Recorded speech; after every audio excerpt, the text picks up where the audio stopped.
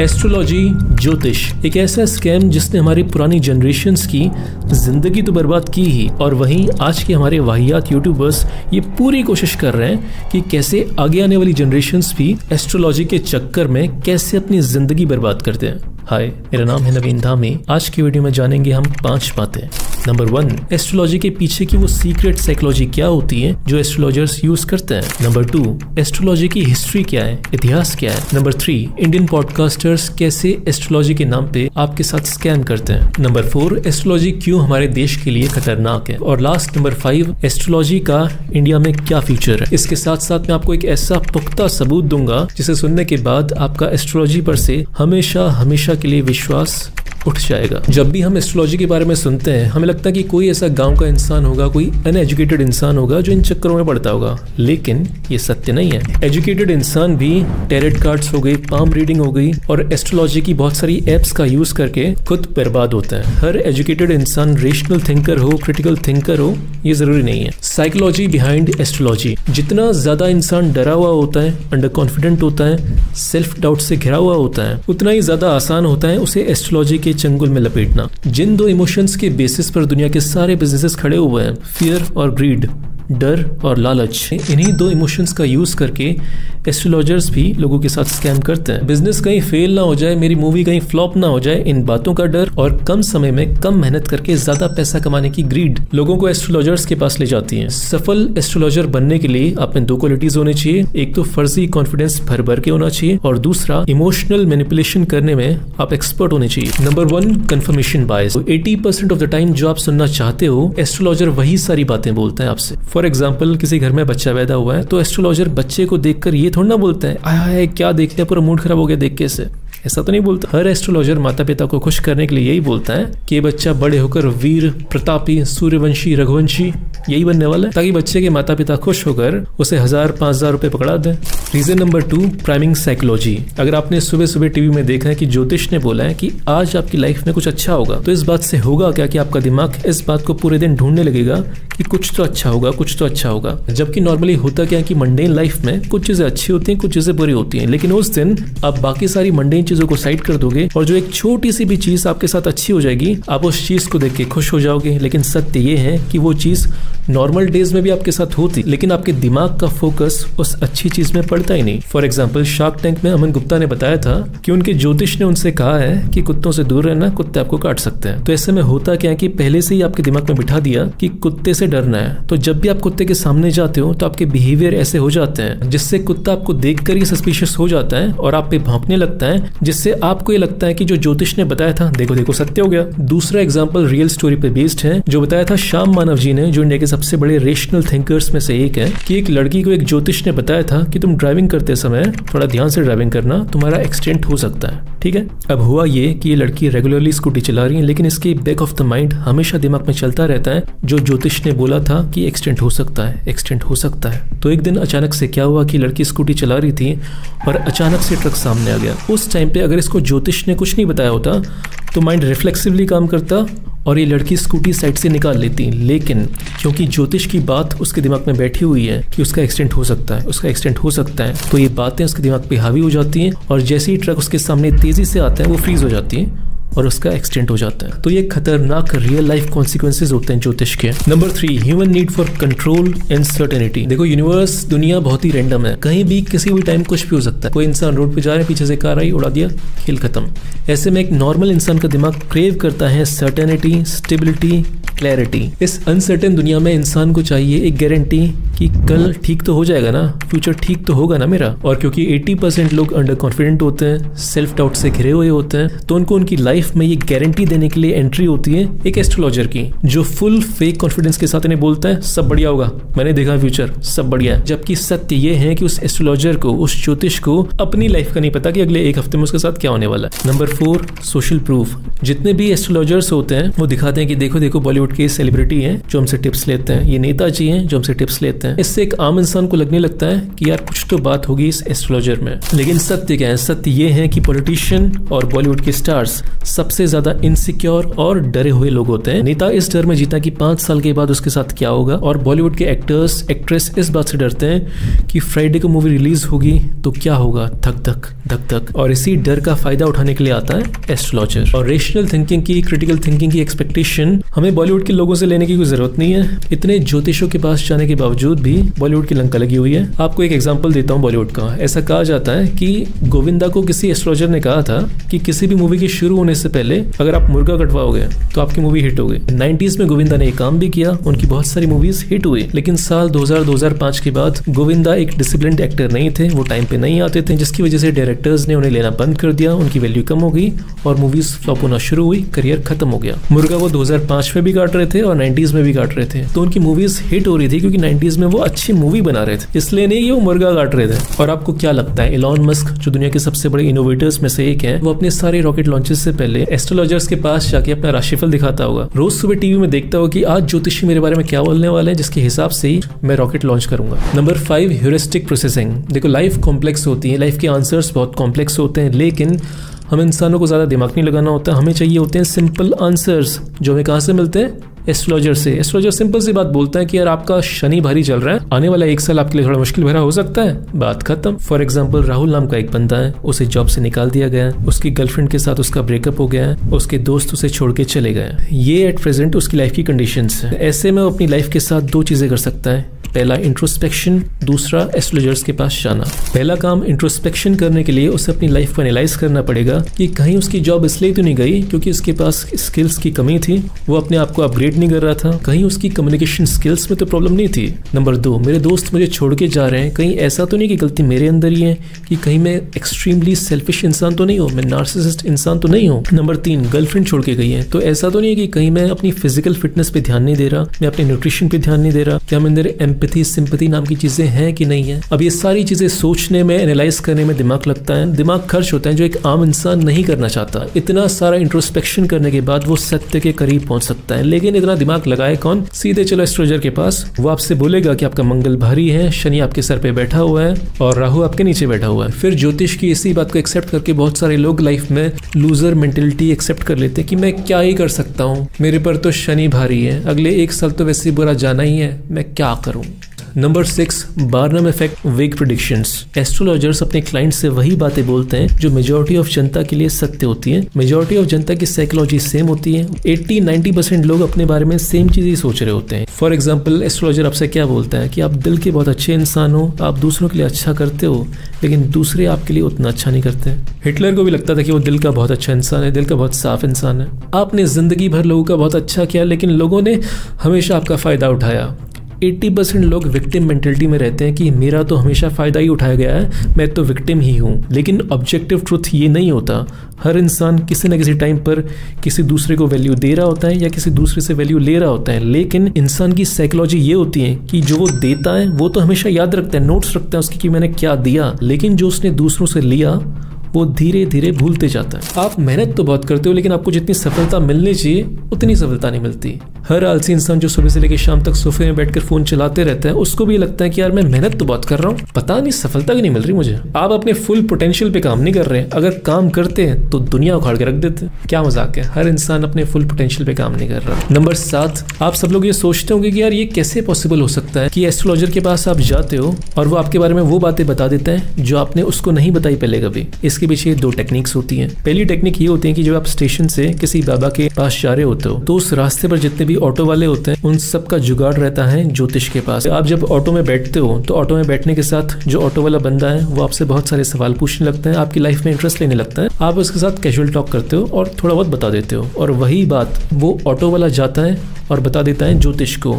इसके बाद जब आप ज्योतिष के पास जाते हो और ज्योतिष आपको वही बातें बताता है जो आप ऑटो वाले को बताते हो, तो आप ज्योतिष से इंप्रेस्ड हो जाते हो। दूसरी टेक्निक जो कुछ ज्योतिष वाले यूज करते हैं वो ये है कि उनके ऑफिस के पास एक मंदिर होता है और लोगों में ऐसा माहौल बना देते हैं कि जो भी इंसान इस मंदिर में एक पर्ची में अपनी सारी प्रॉब्लम्स लिखकर भगवान को चढ़ा देता है तो उसकी सारी प्रॉब्लम्स कुछ दिन में सॉल्व हो जाती है। अब इसमें टेक्निक वही होती है जो आप सोच रहे हो, वो सारे के सारे पर्चे पहले ही पहुंच जाते हैं ज्योतिष के पास और फिर ज्योतिष उन्हीं पर्ची से पढ़कर अपने क्लाइंट को शॉक करता है, इंप्रेस करता है। History of astrology. आप इमेजिन करो आज से हजारों साल पहले ना टीवी है, ना मोबाइल है, ना अखबार है, आप बैठे हो 24 घंटे फ्री, और रात को जो आसमान है वो बहुत क्लियर है क्योंकि पॉल्यूशन है नहीं। उस टाइम पे आप देखते हो चांद, तारे और कुछ प्लैनेट्स नंगी आंखों से जो देख सकते हैं। और उसी टाइम पर आपकी लाइफ में कुछ प्रॉब्लम्स भी चलती रहती होंगी। और जिस हिसाब से बेसिक ह्यूमन इंटेलिजेंस काम करती है कि 1 + 1 = 2 बेसिक लॉजिक, तो इंसानों ने लॉजिक लगाना शुरू किया कि मेरी लाइफ में जो प्रॉब्लम्स हैं क्या पता उनका सॉल्यूशन इन तारों के, ग्रहों की पोजीशन के हिसाब से हो। तो उन्होंने थ्योरी बनाई होगी कि मेरी लाइफ में जो प्रॉब्लम्स चल रही है उनका रिलेशन जो आसमान में गोले हैं, चमकती हुई चीजें हैं,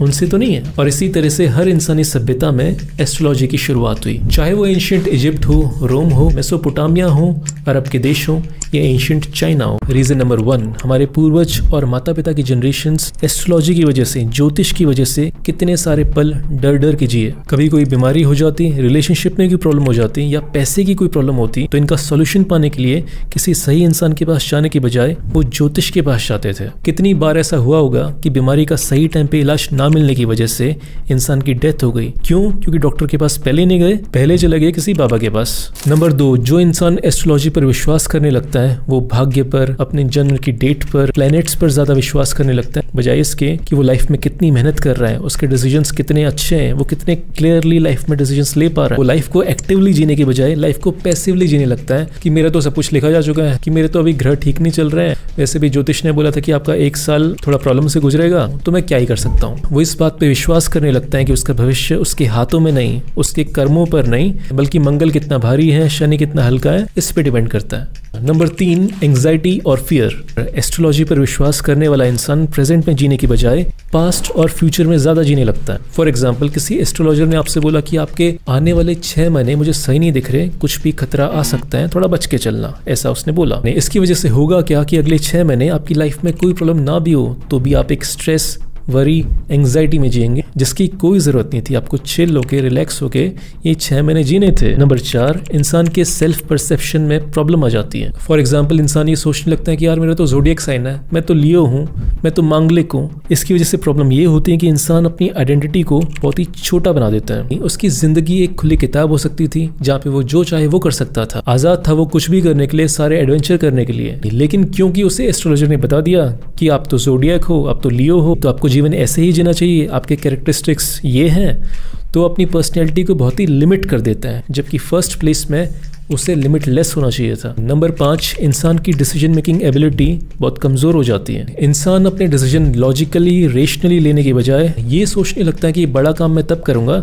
बाद में करूंगा, पहले दीवार के पेंट से ही कर लेता हूँ, दीवार का पेंट जब तक लाल नहीं होगा ना तब तक शायद मैं सफल ना हो पाऊँ। ऐसी उल जलूल चीजें उसके दिमाग में घूमने लगती है। इंसान इंट्रोस्पेक्शन करना बंद कर देता है, अपनी गलतियों को एक्सेप्ट करना और उन्हें बदलने की बजाय वो सारी की सारी चीजें बाहर की तरफ डाल देता है कि मेरे तो जन्म के टाइम पे प्लेनेट सही जगह पे नहीं थे, शनि सर पे बैठा हुआ है, मंगल भारी है, जिसकी वजह से शायद मेरी लाइफ सही नहीं चल रही। नंबर 7, एस्ट्रोलॉजी समाज में अनसाइंटिफिक थिंकिंग को बढ़ावा देती है। एक ऐसा देश जहाँ पे मेजॉरिटी ऑफ लोग एस्ट्रोलॉजी पर विश्वास करते हैं, उससे होता ये है कि एज ए सोसाइटी हम साइंस पर, लॉजिक पर, रेशनैलिटी पर कम विश्वास करने लगते हैं और स्यूडो साइंस पर, मिस इन्फॉर्मेशन पर ज्यादा विश्वास करने लगते हैं, जिसकी वजह से अंधविश्वास को हम नॉर्मलाइज कर देते हैं और एज ए सोसाइटी हम आगे बढ़ने की बजाय पीछे की तरफ भागते हैं। नंबर 8, कंट्रीज जैसे USA, UK, Germany, France, Japan, Australia, Norway, Sweden, मतलब जितने भी समृद्ध देश हैं दुनिया में, वो सब के सब एस्ट्रोलॉजी को स्यूडो साइंस मानते हैं, फर्जी चीज मानते हैं। वहीं इंडिया में हम आज भी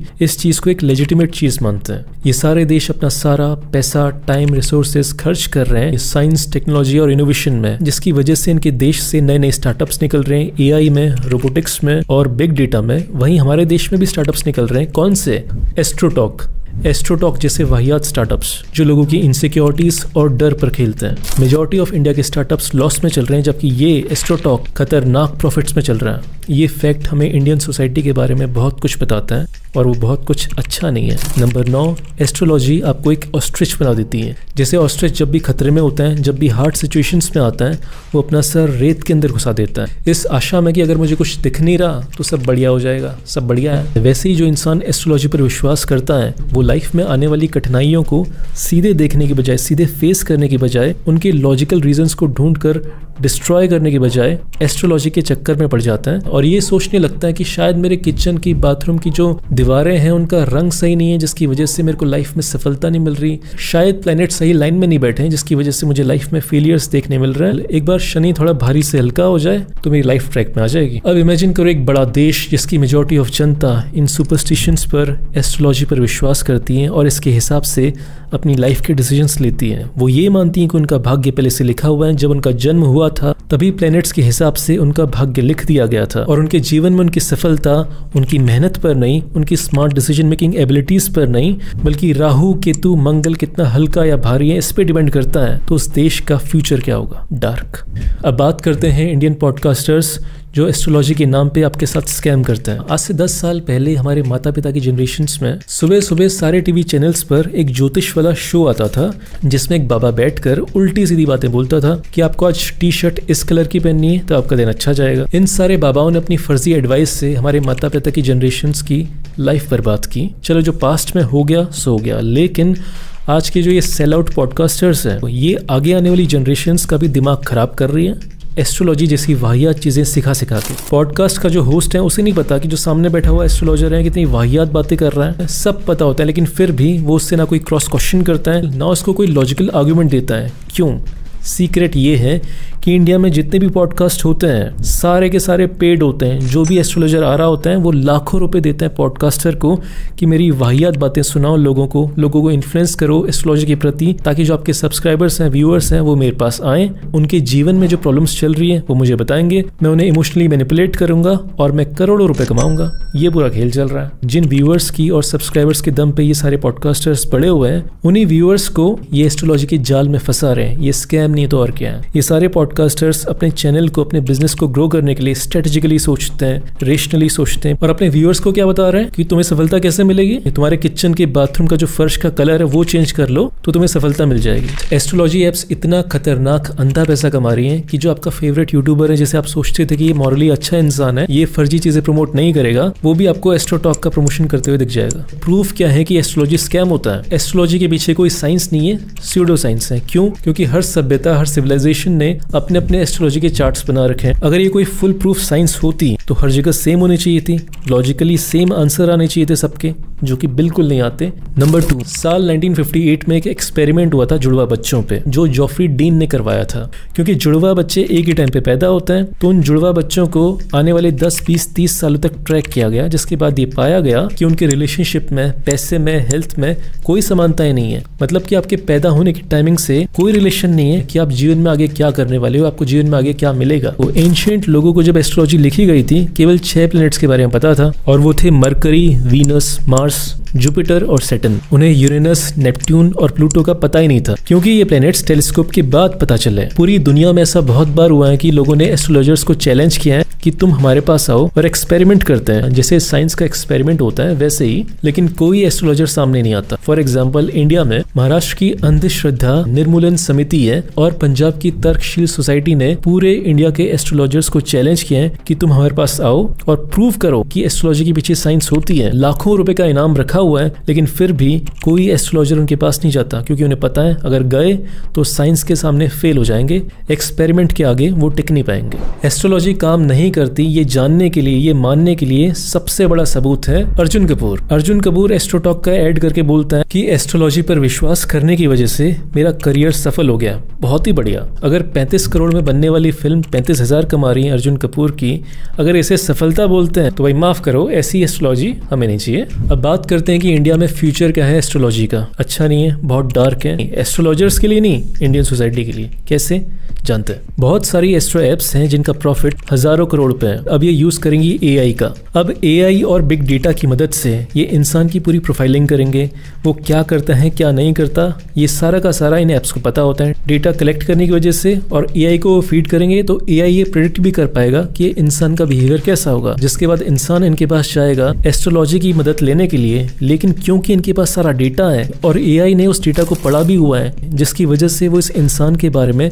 सब कुछ जानते हैं, तो वो अपने क्लाइंट्स को एआई की मदद से कितने खतरनाक लेवल पर इमोशनली मैनिपुलेट कर पाएंगे जिसकी कोई हद नहीं है। ये एस्ट्रोलॉजी ऐप्स काम कैसे करती हैं? शुरुआत में आपको 5 मिनट फ्री में बात करने को मिलेंगे, उसके बाद आपको एक हुक में छोड़ दिया जाएगा, जिसके बाद आप वापस आओगे। फिर धीरे धीरे करते करते ये आपको एस्ट्रोलॉजी के अंदर इतना घुसा देंगे कि आप लाइफ के बड़े बड़े से लेकर छोटे डिसीजंस भी एस्ट्रोलॉजर से पूछ कर ही लेने लगते हो। अब इन ऐप्स का सबसे खतरनाक शॉकिंग फैक्ट ये है कि आपको लगता होगा कि यार एस्ट्रोलॉजी पर 50+ एज वाले इंसान विश्वास करते होंगे, लेकिन सत्य ये नहीं है। सत्य ये है कि इन ऐप्स पर मेजॉरिटी ऑफ जनता की एज 18 से 35 के बीच की है। तो जिस एज में इंसान को अपने ऊपर विश्वास कर सेल्फ बिलीफ में एक्शंस लेने चाहिए, बोल्ड एक्शन लेकर अपने करियर को आगे बढ़ाना चाहिए, उस एज में लोग अपनी लाइफ की सारी प्रॉब्लम्स का सॉल्यूशन ढूंढ रहे हैं कहाँ? एस्ट्रोटॉक के अंदर। और इन लोगों को ये नहीं पता कि ऐप के उस साइड जो एस्ट्रोलॉजर बैठा हुआ है वो खुद कुछ हजार रुपए की सैलरी पर बैठा हुआ है, और उस एस्ट्रोलॉजर को खुद नहीं पता कि उसका फ्यूचर क्या है, अगले 6 महीने में उसके साथ क्या होने वाला है। क्या पता एआई उसकी जॉब खा ले। डेटा ये बताता है कि 30% सवाल जो एस्ट्रोलॉजी एप्स पर पूछे जाते हैं वो पूछे जाते हैं करियर को लेके, कि मेरी जॉब कैसी लगेगी, मेरी जॉब का क्या होगा, क्या मुझे बॉस जॉब से निकाल तो नहीं देगा। करियर की एडवाइस के लिए किसी इंसान को किसी करियर काउंसलर के पास जाना चाहिए या किसी एस्ट्रोलॉजर के पास जाना चाहिए। और उसमें से 60% लोग लव, रिलेशनशिप और मैरिज के बारे में इन एस्ट्रोलॉजर से पूछते हैं कि भाई मेरी गर्लफ्रेंड मुझे छोड़ तो नहीं देगी ना? बहुत ही बढ़िया। क्या मेरा पार्टनर मुझ पे चीट तो नहीं कर रहा? तो ये सारे इंसान जिनको थेरेपी पर जाना चाहिए, सेल्फ इंट्रोस्पेक्शन करके अपनी लाइफ को ट्रैक पर लाना चाहिए, वो इन एप्स पर जाकर बर्बाद हो रहे हैं। और इसमें से 10% लोग ऐसे भी हैं जो अपनी हेल्थ और फाइनेंस के बारे में इन एस्ट्रोलॉजी एप्स पर अपना सॉल्यूशन ढूंढ रहे हैं। अब आप खुद सोचो कि एक ऐसा इंसान जिसको कोई हेल्थ प्रॉब्लम है, उसे डॉक्टर के पास जाना चाहिए या इन एस्ट्रोलॉजी एप्स पर जाना चाहिए? कितने सारे लोग सीरियस हेल्थ कॉम्प्लिकेशन में फंस जाते होंगे, कितने सारे लोगों की डेथ हो जाती होगी इन एप्स की वजह से। अब जैसे जैसे एआई आ रहा है, दुनिया में अनसर्टेनिटी बढ़ती जाएगी, जॉब्स लोगों की जा रही है, और ऐसे में पूरी जनता में अनसर्टेनिटी,